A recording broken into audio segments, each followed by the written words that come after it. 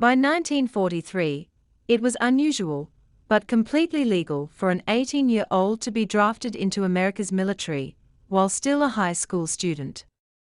So, what makes the drafting of Gregory Luce Stone Jr. from Pensacola so unusual? First of all, during World War II, thousands of high school seniors enlisted, but their entrance was delayed until after graduation. But this was not the issue in Greg's case.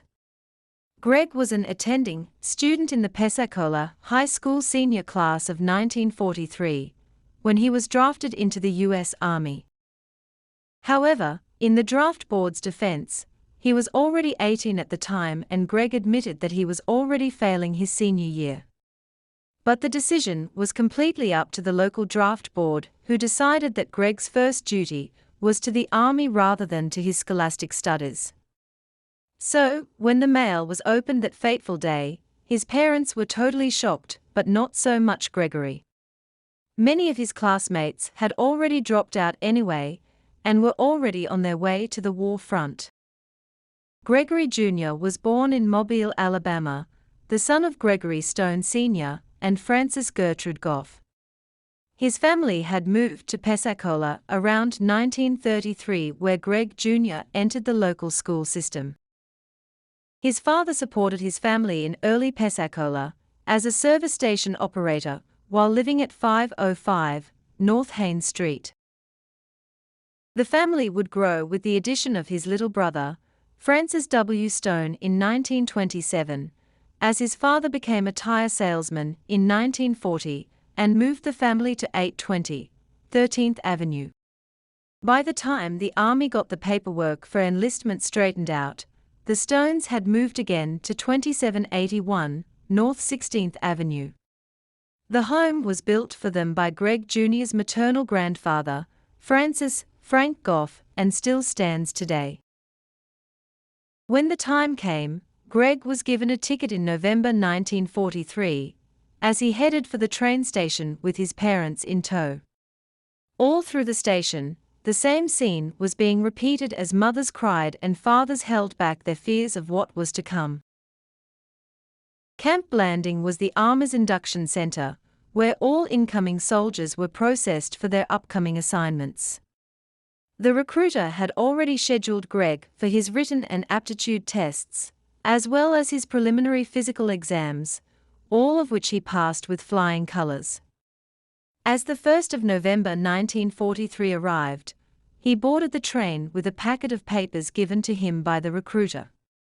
He also was in possession of a government ticket for the L&N train to Camp Blanding, his next stop on his journey to war.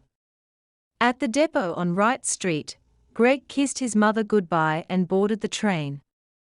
He walked down the lonely aisle to his seat and sat down, looking out the window at the hustle and bustle on the station's loading platform. People were coming and going, and porters were jostling with the baggage of the various passengers. The final call came when the flagman yelled to the engineer, "All aboard," and the wooden steps were removed and the doors closed and latched. The engineer, James D. McCaskill, threw the lever forward and the huge engine began chugging slowly out of the depot heading east. McCaskill lived with his widowed mother at 1501 East Lakeview Avenue, therefore requested the daylight departure routes whenever possible. Before the war was over, McCaskill would have transported hundreds of young men to their military destinations, some never to return. Greg and the other boys on the train were filled with an apprehensive excitement as the train gathered speed. Each tentative jerk, lurch, groan, and shudder of the train told them that something momentous was about to happen to them. In a cloud of bellowing steam, they silently waved their goodbyes to their family on the platform as they watched their familiar haunts disappear slowly behind them. The conductor came by later and punched the ticket that the recruiter had given Greg, and then proceeded on down the aisle yelling, "Tickets! Tickets!" Having no idea what his new experiences were going to be, Greg could only sit in his seat and fantasize. The train eventually pulled into the station in Stark, Florida, where all the recruits disembarked and were picked up by Army buses. They were transported to the Army's reception center, where they began their processing procedures. After their final physical exam and a mountain of paperwork, they were finally ready for their swearing-in ceremony. The entire process took them into the next day, and by early the following morning they were shipping out for their next destination.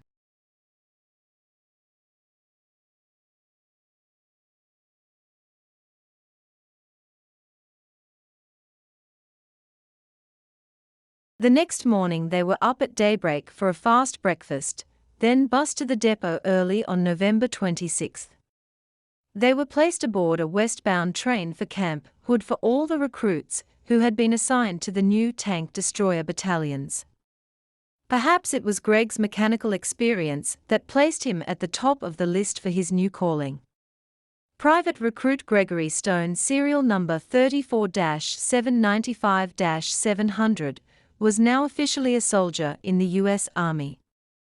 As he walked about the train, he discovered that he was aboard a passenger car called a Pullman, a term very familiar to the American people until the demise of train travel in this country in the 1950s. The most common type of sleeping car was the open section, which consisted of pairs of seats, one facing forward and the other backward. There were also sleeping compartments comprised of an upper and a lower berth, with each berth having a bed screened from the aisle by a curtain. However, most soldiers had to make do with the individual seats that presented long nights of fitful sleeping in a sitting-up position, awakening with every jerk of the train, or when their body screamed for a change of position. Upon arrival, Greg disembarked as he was swept up and taken to his new barracks, where a drill instructor was waiting fitfully for the arrival of the new recruits. After he completed boot camp, he received his advanced training in his MOS as a 610 anti-tank gun crewman. New Year's Day of 1944 found Greg still at Camp Hood, while his future battalion was waiting to board an ocean liner called the Ile de France. Their ship was filled with thousands of soldiers all heading in the same direction, for the same purpose, and with the same anxieties.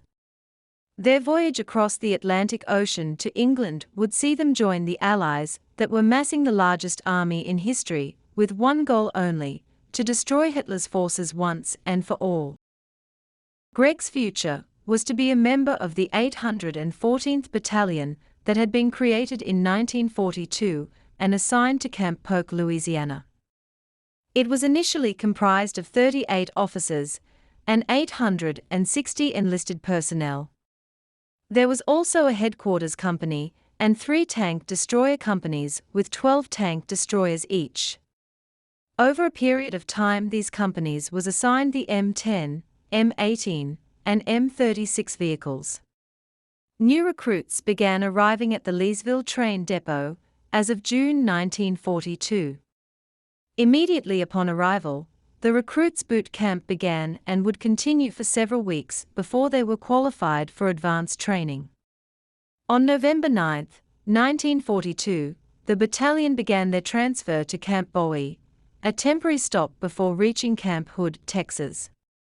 They continued to receive new recruits into their ranks along the way, although their equipment was still forthcoming.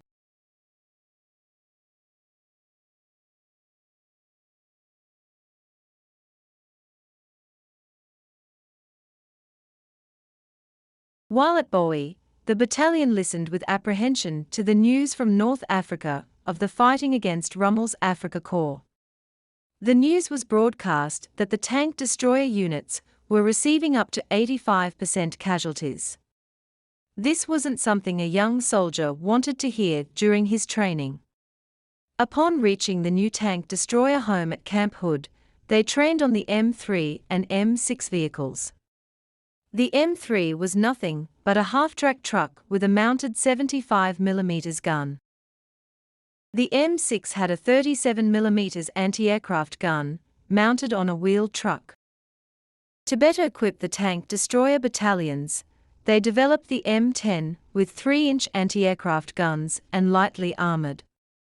Its German opponent would be the huge King Tiger tanks with 88mm guns and heavily armored. Thankfully, they finally got it right and shipped a newly developed tank destroyer to them in November 1944.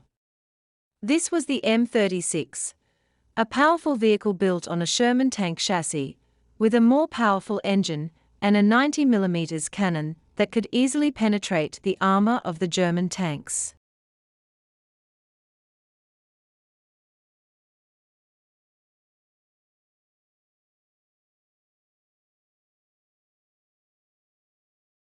In the meantime, by January 1944, Greg was finishing his advanced training at Camp Hood.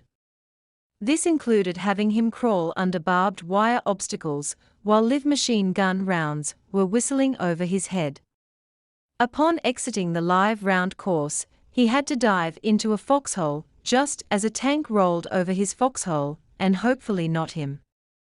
As the tank passed over, he had to crawl out of his hole and hurl a flaming bottle of flammable liquid, called a Molotov cocktail, at a nearby scrap tank. The realistic training went on for weeks until finally he was judged competent enough to survive under combat conditions. At this point, he boarded a train with the rest of the new warriors and headed for Halifax, Nova Scotia, where his future battalion had already sailed a couple months before.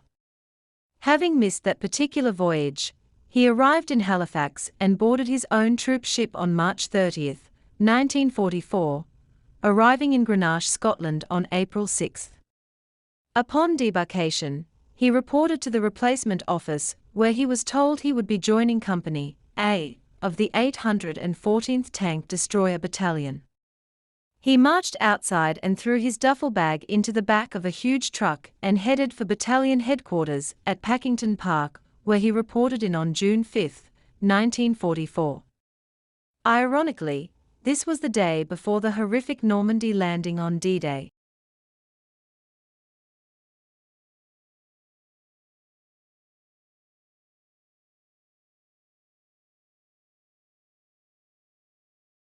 Shortly after arriving, Greg was promoted to corporal, a rank he would hold for the rest of the war. As the landing forces were about to go ashore at Normandy, the 814th was transferred to the staging area at Dorchester, where they were housed in large tents equipped with pot-bellied stoves. One bright spot of their internment at Dorchester was the arrival of Lieutenant Will Rogers Jr. in May 1944, the son of the famous American humorist. Will had given up his congressional seat as a congressman in California and joined the war, requesting a combat unit. But as the combat units embarked on their troop transports heading for the beaches of Normandy, the 814th stayed put and watched their comrades go. This landing was the largest ever seen in world history, with over 176,000 men, 12,000 planes, and 10,000 ships involved in the landing. Opposing them were 54 German infantry divisions, with 850,000 men, and 10 panzer divisions. On the 1st of August, word came down to the battalion to prepare to move out.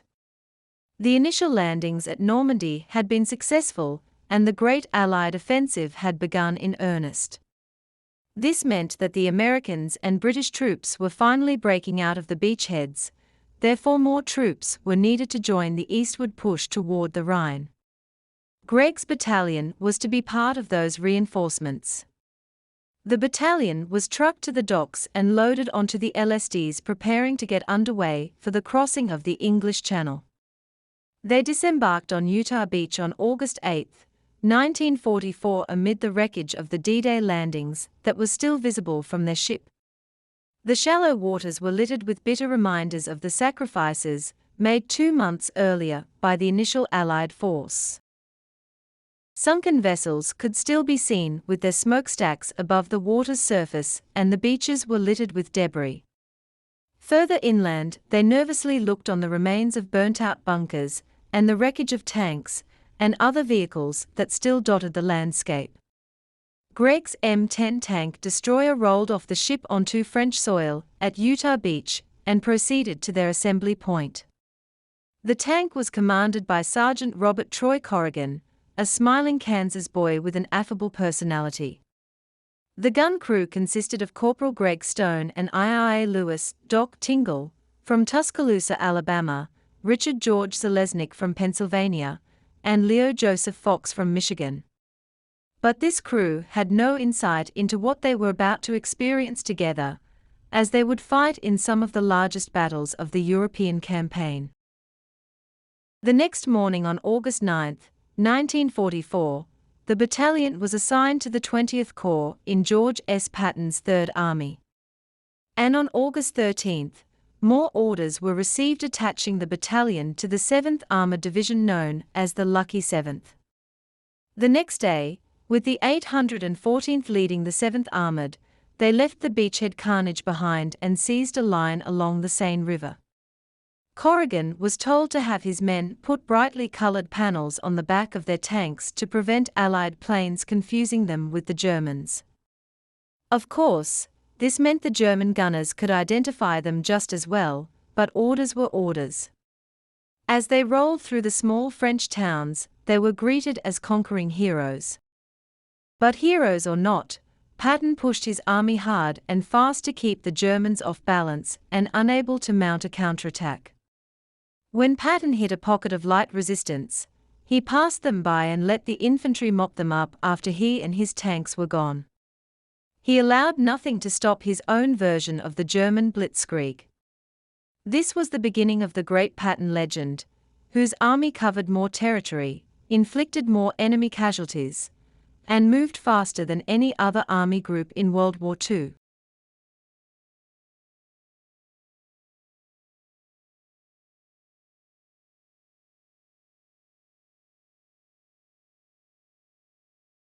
Greg's company bivouacked with the 7th Division on August 15 near the French town of Tremblay. The next morning, they were attacked twice by German Me-109s coming in from the east, but luckily suffered no casualties. The 7th was given the task of taking the city of Chartres, a vital railroad and highway center, famous for its magnificent cathedral. The city was defended by 3,000 determined German soldiers, who fought bravely, but finally fell on the 18th. On the 20th, the battalion began looking for a suitable crossing of the Seine River. In carrying out this assignment, they attacked the river town of Melun, 40 miles southeast of Paris on the 23rd. After 2 days of fierce fighting it was captured. But it was here that Greg and his buddies learned that they would be bypassing the city of Paris, in order to leave the honor of entering the city to French General de Gaulle and his French troops. The crew of Greg's tank destroyer were highly insulted to leave the honor to the French after losing so many comrades just to get there. Whatever the rationalization, Corporal Stone and his crew went AWOL and entered the city against the army's orders. This was an unbelievable breach of army discipline and could have had them shot before a firing squad. Upon their return on the 26th, Greg's commanding officer was furious and punished them for their gross infraction by having them take the point in their attack column for the next 30 days. This was a very life-threatening punishment, because whatever tank was in the lead of the column usually was the first vehicle to draw enemy fire and be destroyed. However, they served their punishment without complaint or incident, but what did they see or do that made it worth it?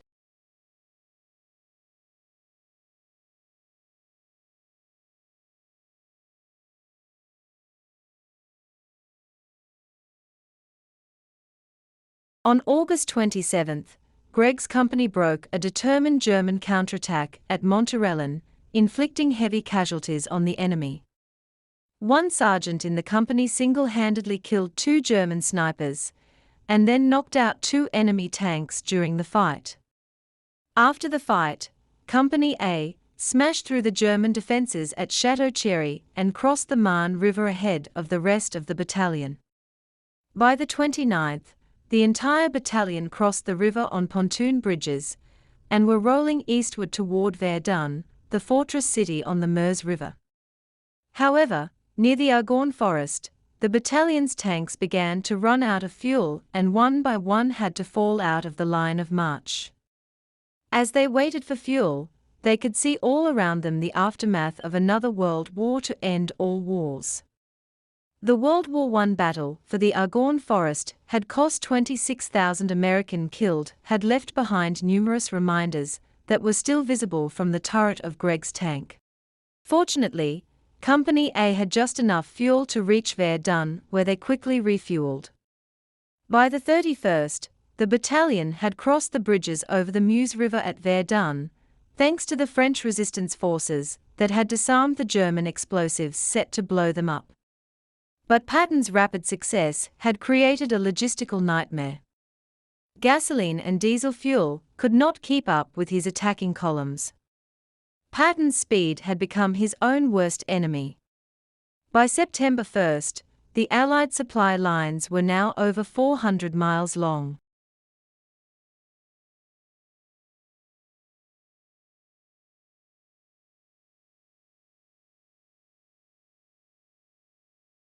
For 6 days, Patton's army lay immobile around the city waiting for fuel while many of the soldiers went sightseeing over the old World War I Verdun battlefield. On one such excursion of Greg's, Lieutenant Will Rogers Jr. decided to give them a tour of the battlefield that he had once visited with his famous father before the war. As he drove along in his jeep, he would radio the other vehicles and tell them about various points of interest along the way. Suddenly, the task force commander's voice came over the radio, interrupting his historical dialogue and telling him, "Lieutenant Rogers, let's fight one war at a time, shall we?" Lieutenant Rogers terminated his radio transmission immediately. On September 2nd, Company A moved out of their bivouac area to an assembly point near the town of Braz, where they encamped. That night they were strafed and bombed by 3 German planes, but again suffered no casualties. Greg, along with his company, marched out on September 6 with orders to try and establish a bridgehead over the Moselle River north of the Metz fortifications. However, they were driven back by heavy enemy artillery, and a determined defensive force dug in with mortars and machine guns on both sides of the river. Here the battalion was confronting the German 17th Panzer Division, as well as the 37th and 38th Panzer Grenadier Regiments. The American force had no choice but to draw back and wait for their bridge pontoon boats in order to force a crossing further upstream. All during September 7th and 8th, heavy enemy shelling rocked the soldiers in their foxholes and tanks. Greg's company commander, Captain Frans Eyeberse, was killed during one of these heavy barrages on September 8.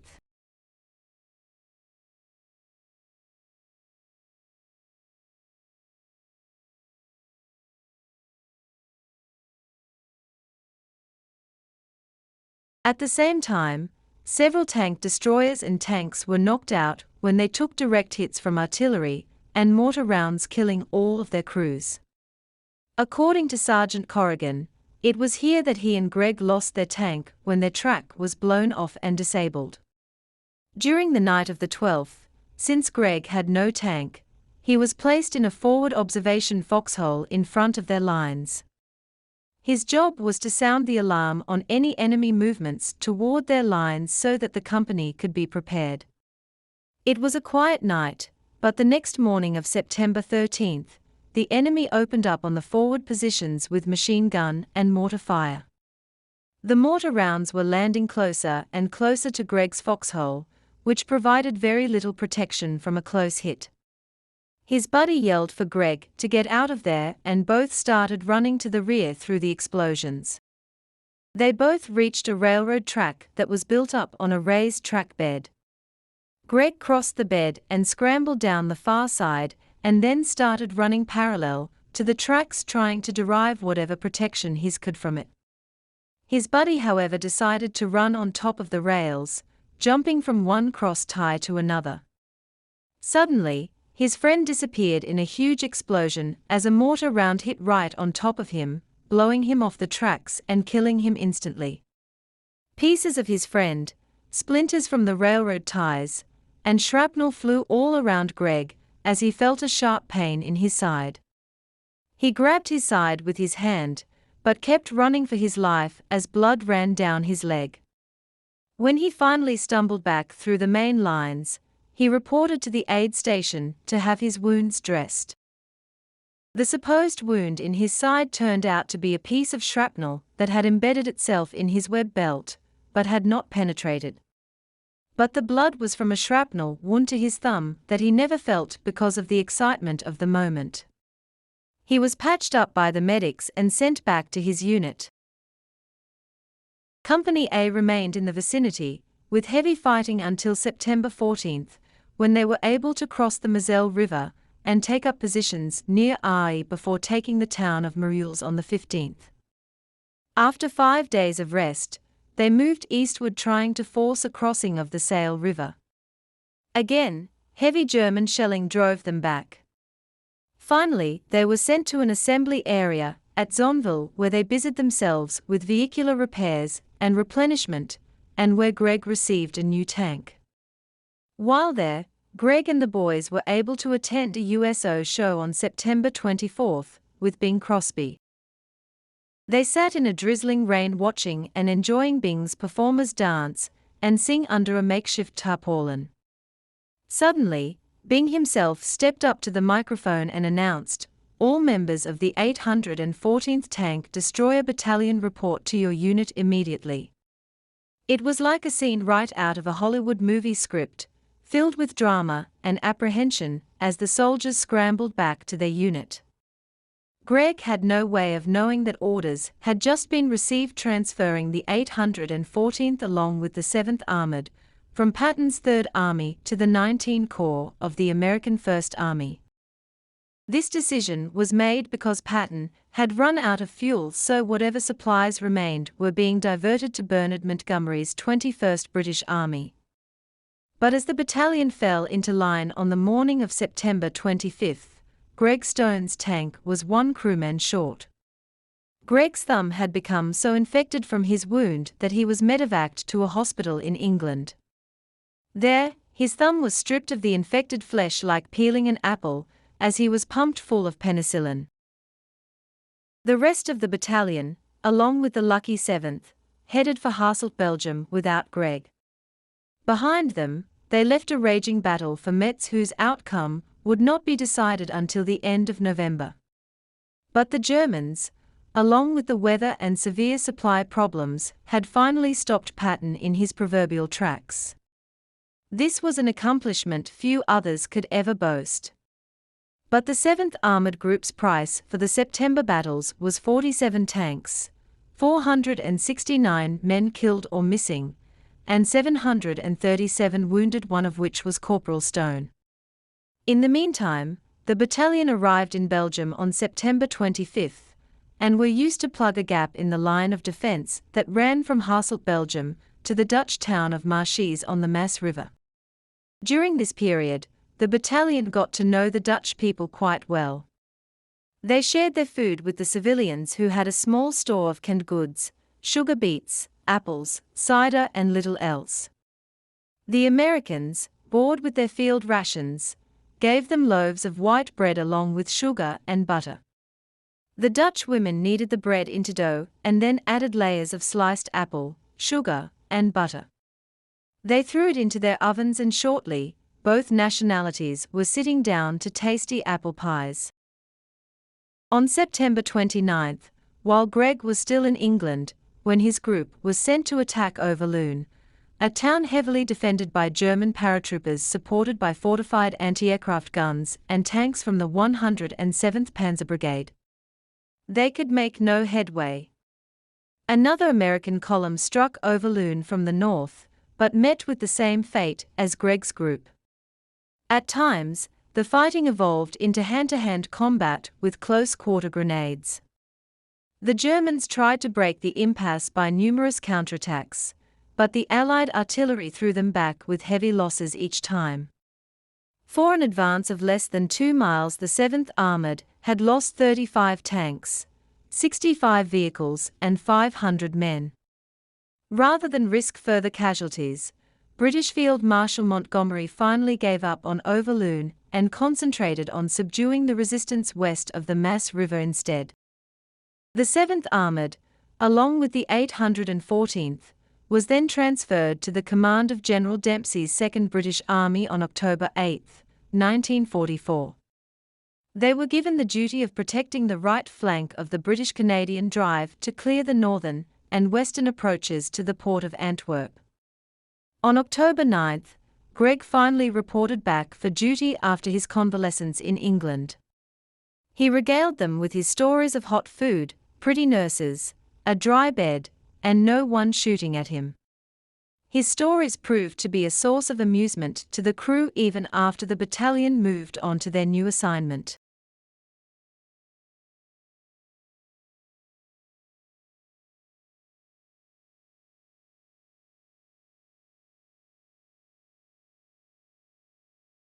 Under General Dempsey, the Lucky 7th was assigned to their new sector in the southwest corner of the Peel Marshes.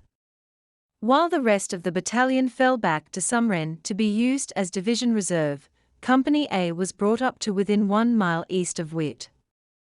This situation remained in force until the early morning of October 27, 1944. After a week of rain and fog, which reduced their visibility to zero, Greg's company had begun to relax as they tried to keep dry and still keep watch over the marshes.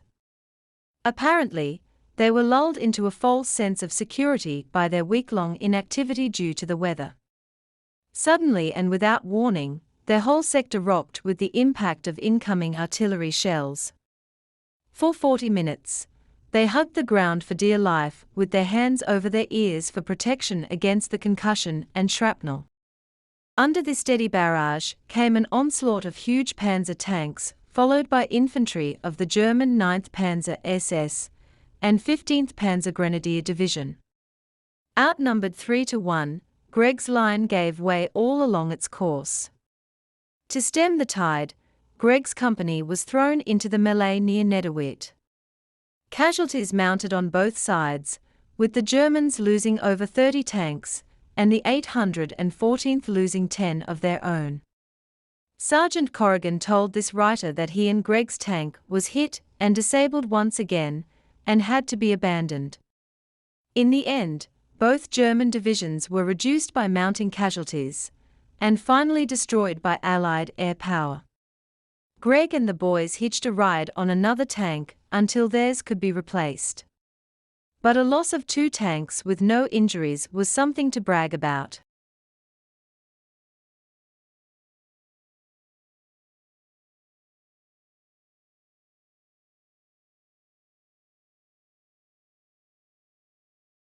On November 10, 1944, after recovering from Nederwitt, the 7th Armored was pulled out of the line and reassigned to the 9th U.S. Army. Greg's battalion was sent to an assembly area southeast of Furenlecomte, Holland. There, the crews went to work servicing their equipment to get themselves back in shape for combat. Soon, the new M36 tank destroyers had begun to arrive from the States, and all the crews were given a short orientation. Greg Stone and his crew received one of the new tanks, and worked hard getting it ready for action. Their new baby was given the name Old 32, much like the Flyboys did with their bombers. To add to the joy of a new tank, they were given liberty passes to visit the historic city of Maastricht. The city was built on the site of an old Roman town where the fortress walls, towers, and bridges were still intact. Sergeant Corrigan, Greg, and his buddies walked around the town and ate in the quaint open-air Dutch restaurants. During these excursions, they paid little heed to the German V-1 rockets roaring overhead on their way to wreak death and destruction on Antwerp. One night, the local Dutch girls sponsored a dance at the town's community center for all the soldiers that were able to break away from their duties and attend. They provided the food, drink, and female dance partners for all of the homesick American GIs in the area. A good time was had by all, but all good times must eventually come to an end, and Company A was to be the sacrificial lamb.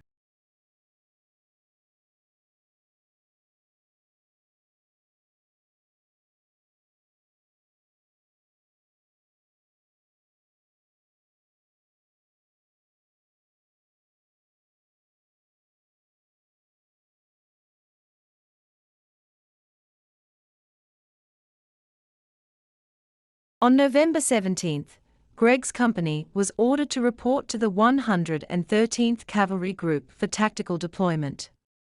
Since the secondary duties of a tank destroyer battalion was to support other armored or infantry units, the battalion was constantly shifted from one unit to another. Again, on November 22 they were ordered to leave the 113th and report to the 40th Tank Battalion, who were providing support for the 84th Infantry Division. They moved out of their bivouac area in a long armored column, but soon hit a traffic jam and came to a halt. The Germans, grasping an opportunity at the Americans' misfortune, opened up on the column with all of their field artillery. The vehicles in the column could not move in any direction and were forced to sit there and absorb the incoming salvos. Gregg's company alone lost 2 tank destroyers and suffered 12 casualties. Afterwards, Company A took up their defensive positions along the Roa River. From these defensive positions, the Americans kept applying more and more pressure on the German lines. As the tempo of the fighting increased, the bodies of the American and German dead piled up in no man's land between the two lines. But no matter what they tried, the Allied forces could not budge the determined defenders, and the situation quickly stalemated. One night, there was a knock on the side of one of Gregg's fellow tank destroyers, and when the commander opened the hatch, he found a German soldier standing outside begging to surrender in order to end his misery. On December 11, Gregg's company again drew the short straw and was ordered to provide supporting fire for several infantry units. After 6 days of dueling with German artillery and tanks, Company A rejoined the battalion in the vicinity of Wielsam, Belgium, for regrouping. Little did they know that this would be their last rest and relaxation before one of the most famous and decisive battles in American military history. By December 1944, the Germans knew the war was lost. Staggering losses on the Russian front, together with their inability to stop the American juggernaut in France, had painted a dim picture for Germany's top commanders. In order to gain a stronger position so they could sue for peace with better terms, the Germans desperately needed a decisive victory. Hitler developed a plan to split the Allied forces in half by driving his army through to the Belgian port of Antwerp and thus entrapping the American divisions. This bold offensive was best known in history as the Battle of the Bulge. To make his plan work, Hitler needed a combination of luck, bad weather, and poor terrain. He needed the bad weather to keep the superior American air forces on the ground. This was because his armored columns were being shot to pieces anytime they tried to move along the roadways. If he could keep the Allied planes on the ground, he would be able to use his superior armored divisions for a decisive stroke. So he chose to attack the Allies through the dense Ardennes forest of Belgium and Luxembourg, thus using the terrain in his favor.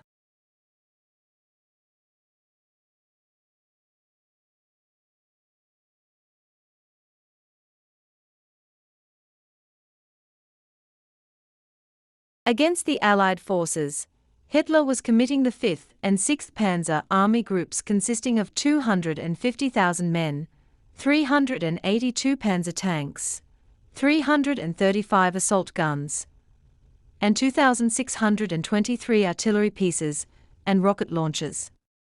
His reserve would consist of 55,000 men and 561 armored vehicles. To meet this threat, the Americans could only muster 83,000 men, 242 medium tanks, 182 tank destroyers, and 394 artillery pieces. The devastating attack was brought on by the arrogance and overconfidence of the American commanders, as well as the poor work of their intelligence units. This unexpected attack in the dead of winter came on the cold and foggy morning of December 16, 1944, when the 5th Panzer Army suddenly emerged out of the misty forest and rolled up the American defenses before they knew what was happening. General Eisenhower was so alarmed that he sent the 7th and 9th Armored Divisions to take up positions on both sides of the quickly forming German salient. The retreating Americans were divided into two columns. Gregg and the 814th assembled at Hoensbeck along with the Western Column consisting of the 7th Armored Division. They would be heading for St. Vith from the west. The Eastern Column would be traveling to St. Vith from the east. Fortunately for Gregg and his column, he would escape the disaster that struck the Eastern Group when it was hit and overrun at Borgnez by the German 1st SS Panzer Division. The enemy completely routed the Eastern Column to the point that the Americans became so panic-stricken that they jumped from their undamaged vehicles and fled into the forest.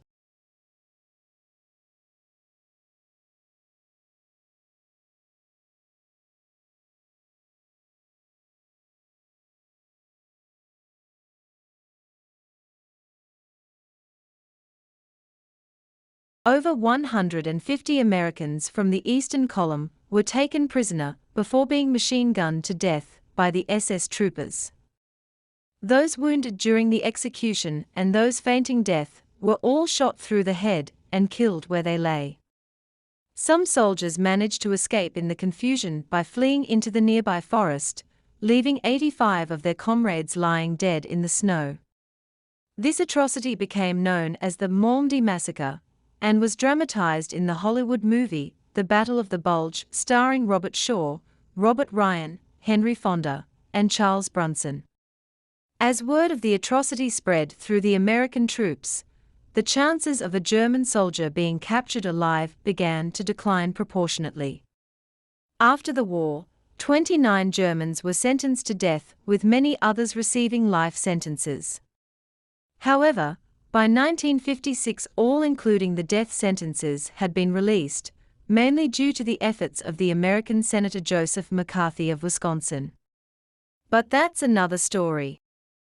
As the temperature dropped with nightfall, the Western Column containing Gregg and his company began to slow down. The soldiers had to jump up onto their trucks and tank engines just to keep warm, and some even put their hands onto the exhaust pipes to keep them from freezing. All along the route, the column came across the signs of an army in hasty retreat. There were jeeps in perfect condition abandoned on the side of the road. Ammunition and supplies were piled up and left along with full cans of gasoline and diesel fuel. Anything that impeded a rapid retreat was discarded. By noon of December 17, the situation had become critical as the column approached St. Vith. The highway and railroad junction at St. Vith was vital for the Germans as well as the Americans. Both armies needed to control this junction to ensure their own movements while impeding those of the enemy. In short, St. Vith was one of the two objectives, along with Bastogne, that were required for the success of the German offensive. As Gregg and the lucky 7th Division approached St. Vith, they learned they would be confronting the SS murderers of Malmedy plus the 2nd and 9th Panzer Divisions. Other words, there would be no quarter given nor asked for. During the night of December 17, one of the captains in Gregg's battalion and his driver were killed by German soldiers disguised in American uniforms. As for Gregg and his company, they took up positions first at Vielsalm and then later around the town of Poteau. There, they prepared to fight to the death against the oncoming German shock troops. On December 19, Gregg's company came under constant artillery fire, losing 4 men to shrapnel wounds. As the German tanks pressed their attack under the salvos of their artillery, Gregg and his fellow tank destroyers opened up on them from 2,000 yards, destroying 3 German Mark V Panther tanks and 1 ammunition half-track vehicle. Any Germans jumping from their burning tanks were machine-gunned to death, just so they remembered Malmedy. On the heels of the first attack, Company A was called upon to break up a second one by knocking out 3 more German half-tracks and a cargo truck.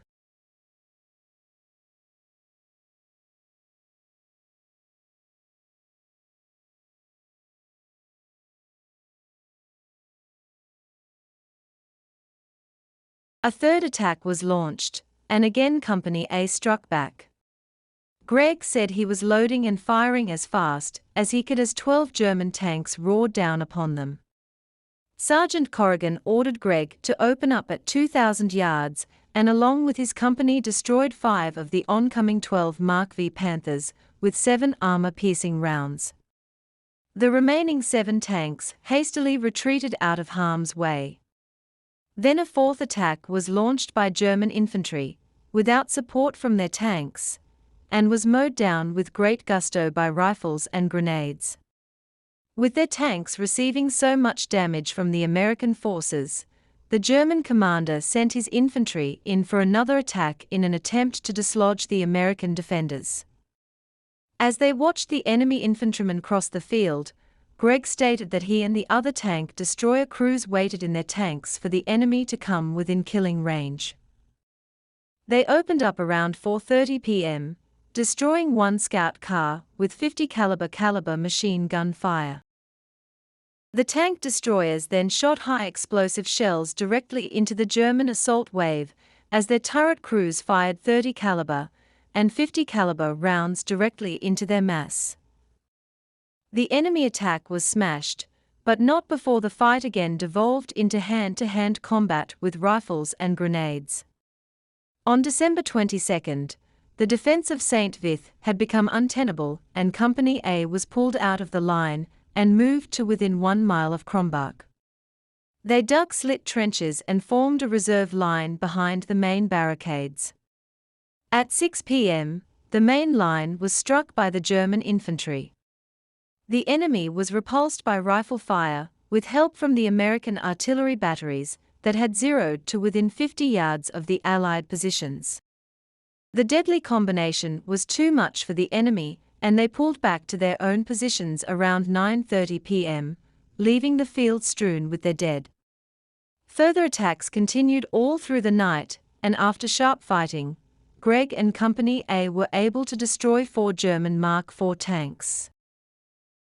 At times they used their tanks to run over the oncoming infantry, crushing them beneath their tracks. Finally, the High Command decided to retreat from St. Vith because the price was too severe.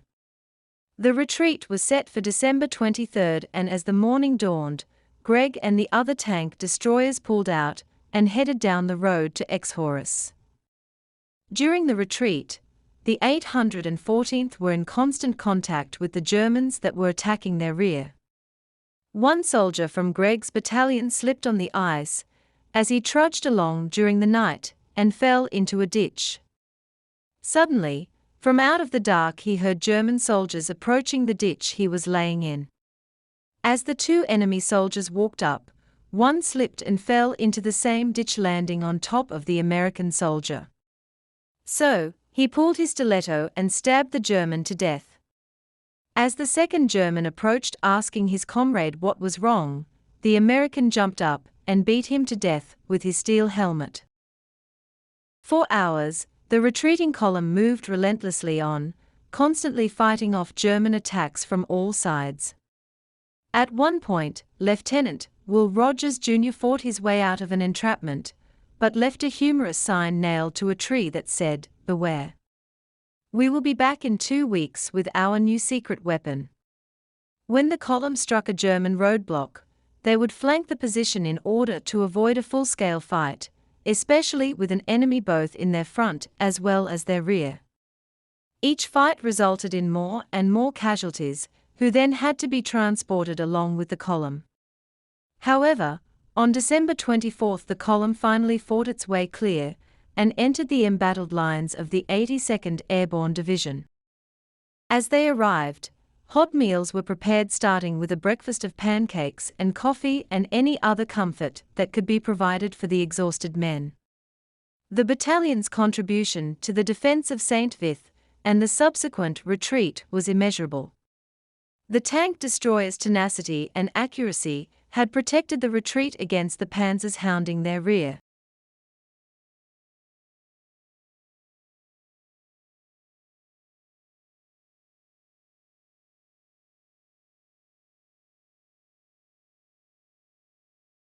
Greg's battalion had destroyed 8 Mark VI Tiger tanks, 12 Mark V Panther tanks, 6 Mark IV tanks, 6 unidentified tanks, 3 anti-aircraft guns, 5 enemy half-tracks, and 8 miscellaneous vehicles, and an undetermined number of German infantry.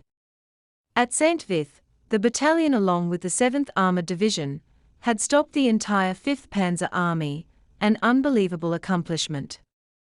They had also held up the entire enemy offensive for 6 days, preventing the westward movement of 2 entire German armies. This stubborn defense had given the Allied forces time to prepare a coordinated and effective defense while inflicting German losses of 100,000 men, 800 tanks, and 1,000 aircraft. Their losses were irreplaceable for a dying nation, while the Americans and British were able to replace their men and equipment in short order. The German onslaught may have been stopped, but by no means had they been defeated. On Christmas Eve, Greg was ordered to pack up and move out with his company. They left the town of Haas and set up a roadblock in the vicinity of Fez. These roadblocks were established defensive positions to impede any German attempt to transport troops along this road. In the meantime, Company A, along with the 7th Armored, was ordered to the vicinity of Pollock on January 11, 1945. 9 days later, the company was approaching Diedenburg when they were fired upon by Germans holed up in a rural farmhouse. Greg's tank was brought up along with several other M36 tank destroyers and blew the house and enemy soldiers to pieces. As they advanced further, they noticed that the Germans were using a steeple in a local church as an observation post. Again, they elevated their gun barrels and eliminated the steeple and its inhabitants. As they moved on past the church, they encountered an enemy patrol of 10 men and immediately attacked, killing 9 of them and captured the 10th. After a watchful night, the company awoke the next morning of the 21st to see a column of enemy Mark IV and Mark V panzers coming at them. They scrambled to their own tanks and opened up on them at 900 yards. 1 Mark IV and 2 Mark VS were instantly obliterated. Greg and his crew then moved on with the other tanks in the company, reaching Hunningen by January 23, where they assembled for the final assault to retake St. Vith. The Allied artillery opened up with everything they had on the town. As the shells screeched overhead to deliver their deadly payload, 3 columns of advancing armor and infantry struck St. Vith from all sides. Shortly thereafter, Americans were hunting down the enemy soldiers from house to house. Those that didn't surrender were gunned down. The battle was over in just 3 hours, and the town of St. Vith was once again in American hands. During the night, the tenacity of the Germans was discovered by the launching of 4 separate counterattacks in an attempt to retake the town. Each was repulsed with heavy losses in dead and captured on the enemy. In 1964, a documentary film was made by the U.S. Army and narrated by Hollywood actor Robert Taylor. The 2 opposing generals were brought together on the 20th anniversary of the battle. The German general stated that he had told Hitler that the entire German offensive was lost because of the time wasted by the 5th Panzer Army at the town of St. Vith. Military historians stated that the victory at the Battle of the Bulge were due to the stalwart defenses at Elsenborn Ridge, Bastogne, Echternach, Marche, and St. Vith. On January 30, the Lucky 7th, along with the 814th Battalion, were ordered to Eupen. As they rode along, Greg bitterly remembered the horrific scenes of the battle still present along the way. He recalled the burned-out tanks and trucks strewn everywhere, many of them with the American and German dead still inside or lying about unburied. Villages along the roads where the Germans either attacked or retreated lay in complete rubble with the civilians dead about. At Eupen, the battalion set about repairing their equipment and getting all the rest they could before being ordered to move out once again.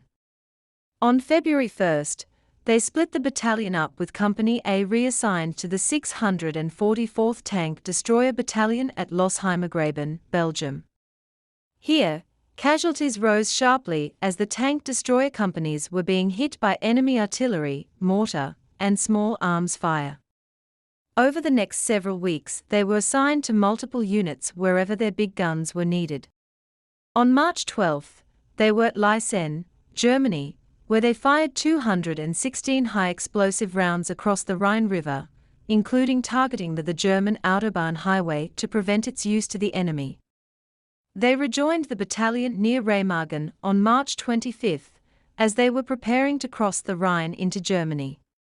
The 7th Armored Division with the 814th attached, crossed the Rhine River on the pontoon bridge at Remagen that had been constructed by the combat engineers. Greg with Company A crossed several days later on the 26th and caught up with the battalion east of the river.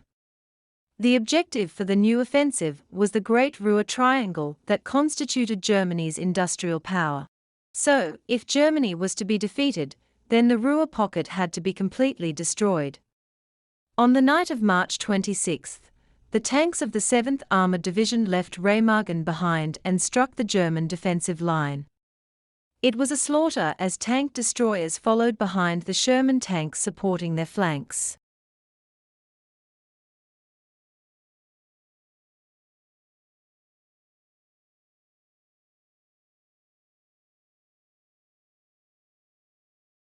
With the 9th and 99th Infantry Divisions marching beside the tanks, the column quickly captured 12,500 enemy soldiers. Greg's Company A moved through the town of Dresser, where they liberated 25 Allied prisoners of war.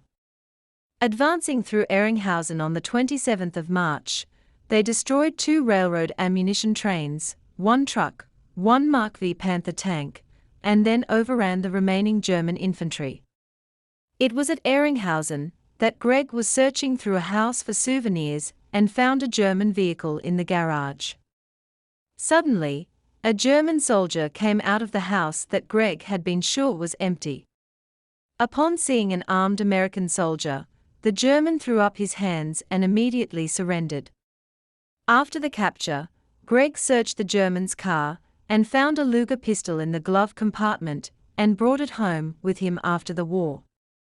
He and his brother Francis fired it several times at the scenic highway bluffs while target practicing, and then Greg pawned it shortly thereafter.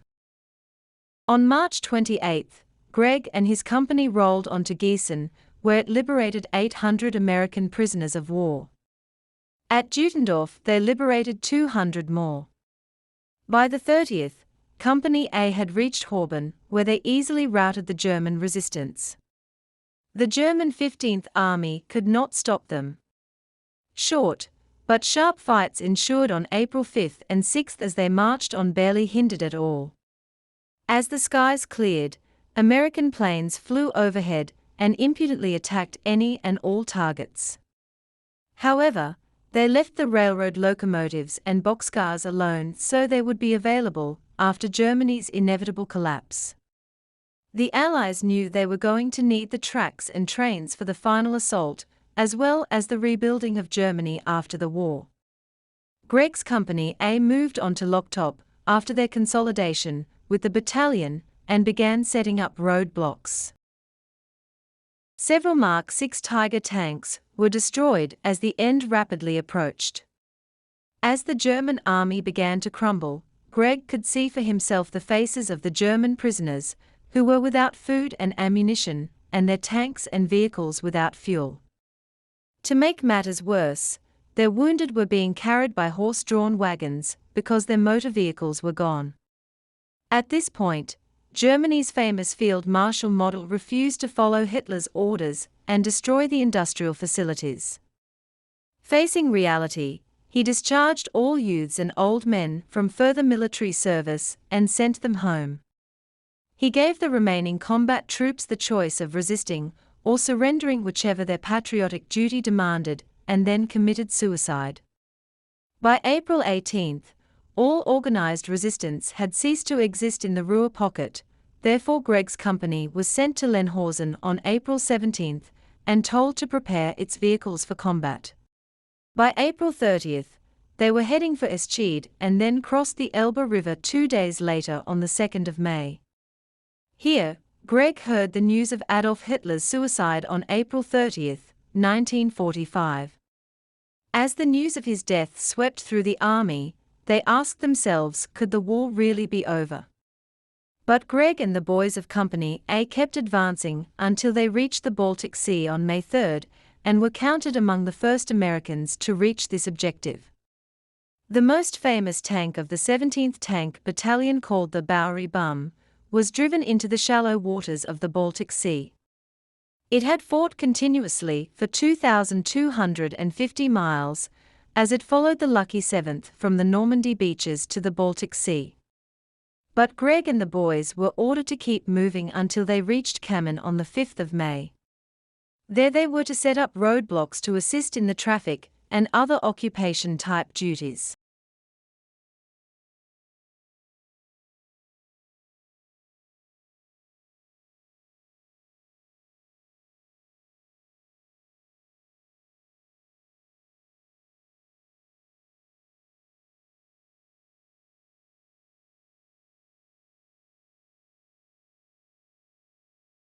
On the 20th of May, they packed up their equipment and headed for the town of Trebuchin.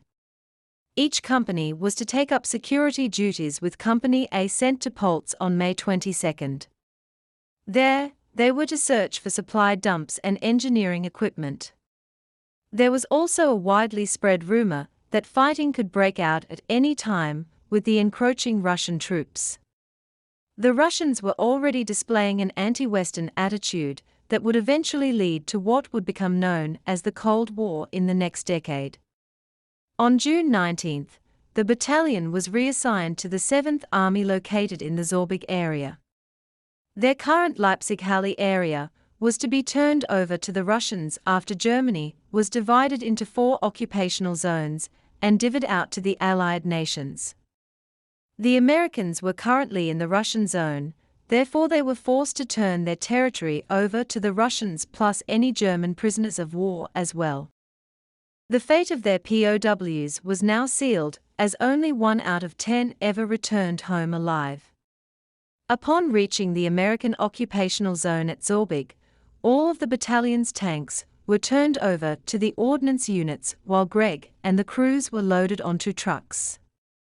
On July 1, 1945, the battalion was moved to the Sekkac area. Here the battalion soldiers were used to fill vacancies in other units, as soldiers with sufficient discharge points were being sent home. The rest of the battalion continued occupation duties, such as patrolling the area in jeeps.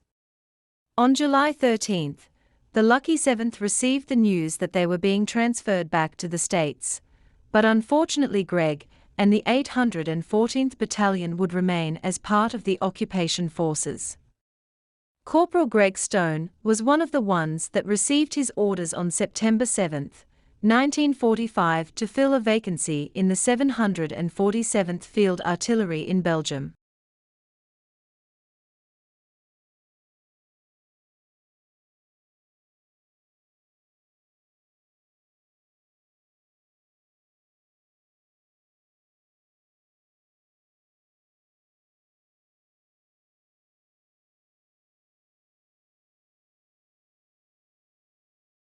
Greg's orders to return home finally came through in December 1945, and much to his surprise his taxi home was none other than the carrier, USS Wasp, rather than one of the slow and rough-riding troop transports.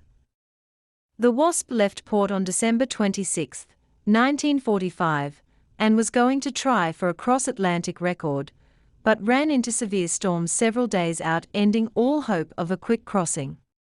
The storm, with its 60-foot waves, peeled the carrier's flight deck back like the top of a sardine can. Like most of the troops on board, Greg was so seasick during his entire voyage that he could hardly get out of bed. Upon arrival, he would disembark once again on good old American soil, where he boarded a train for Camp Blanding, Florida, the place where he had begun his military career. He arrived at Blanding on January 5, 1946, and within 1 week was processed out of the Army, effective January 11. He received his mustering out pay of $300 and his travel allowance of $19.15 and headed home to Pensacola and his family. All of the men returning home faced the same arduous task of conforming from a rigid military life filled with danger to that of a contented civilian again. To many, this would be a time of trials and tribulations, but for some it would open the doors of academic opportunity. For the first time, many of the men would be able to enter college due to the veteran benefits given to them for their military service. These same men would most likely have never been able to attend otherwise. Others were able to take their skills and training taught to them in the service and return home to a waiting vocation. But what was waiting for each man was different. For Gregory, it would be the loss of his dear mother, Frances, 29 days after he returned. But, a year after returning home, he would marry Alma Jane White on February 9, 1947. He would spend the rest of his life as an auto mechanic living on Creighton Street next to his auto workshop. Jane would pass away on July 6, 1996, and Greg would follow her to Bayview Cemetery 3 months later on October 26.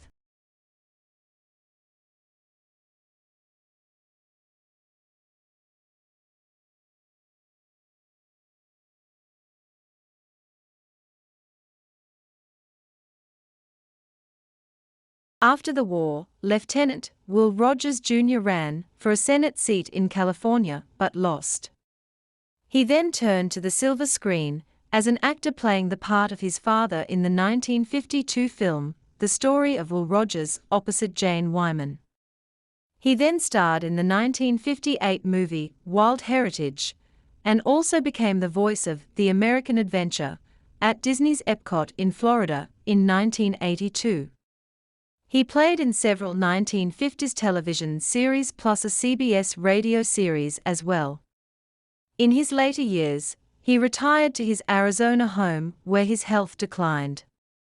After a hip replacement, the pain became so bad that he took his own life in 1993 at the age of 81. He was buried next to his wife in the Tubac Cemetery. After the war, the body of Captain Frans Mauritis Eyeberse Sr. was returned home and buried in the Maplewood Cemetery in the town of Norwich in New London County, Connecticut. Sergeant Robert Troy Corrigan was drafted on December 22, 1942, and assigned to the 814th Tank Destroyer Battalion. After the war, he was discharged on January 12, 1946, and returned home to become a farmer, service manager, and furniture store owner. He would pass away on December 25, 2006, and was buried in the Haviland Cemetery in Haviland, Kansas. Leo Joseph Fox, known as Leo, was born in 1919 in Fowler, Michigan, the son of William and Helena Fox. He enlisted in the U.S. Army in World War II and served as a sergeant with the 814th Tank Destroyer Battalion attached to the 7th Armored Division. After the war, he would marry Alice Bauer on May 7, 1946 in Westphalia. He became a journeyman plumber for the majority of his life and retired from the city of Lansing as a plumbing inspector. He passed away on January 10, 2004, and was interred in the Deepdale Memorial Park Cemetery in Westphalia, Michigan. I.I.A. Louis Tingle, Doc, was born in 1916 and would pass away on March 31, 1961, at the Veterans Hospital in Birmingham, Alabama. He was buried in the Memory Garden Cemetery in Tuscaloosa, Alabama. During the war, he enlisted in the U.S. Army as No. 349781212 on April 10, 1944, at the Fort McPherson, Alabama Induction Center. At the war's end, he was discharged around December 16, 1945. Judge Richard George Zeleznik was born in 1924 in McCaskill, Pennsylvania, to the late George Zeleznik and Sophia Petros. Richard worked the night shifts in the Glassport foundry at the age of 15 while attending Glassport High School during the day. During World War II, he used improvised equipment and printed several combat photos. During the war, Richard was a technical sergeant in Company A of the 814th Tank Destroyer Battalion, assigned to the 7th Armored Division. He would own and operate several businesses before attending Duquesne University, where he graduated in 1954, and then on to its School of Law in 1958. His first law office was in McCaskill, and later in Dravensburg. He served as a solicitor for West Mifflin from 1968 to 1975, and for Dravensburg from 1970 to 1976, before being elected a judge in 1975. Interment with full military honors was held at St. Nicholas Byzantine Catholic Cemetery in North Versailles in Allegheny County, Pennsylvania.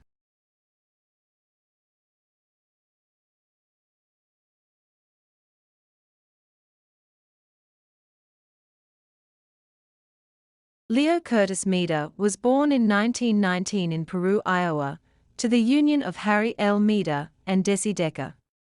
He would marry Dorothy B. Holmes in 1946. He was a farmer and a retired rock truck driver before his death from an aneurysm in 1994. He was buried in the Peru Cemetery in Madison County, Iowa.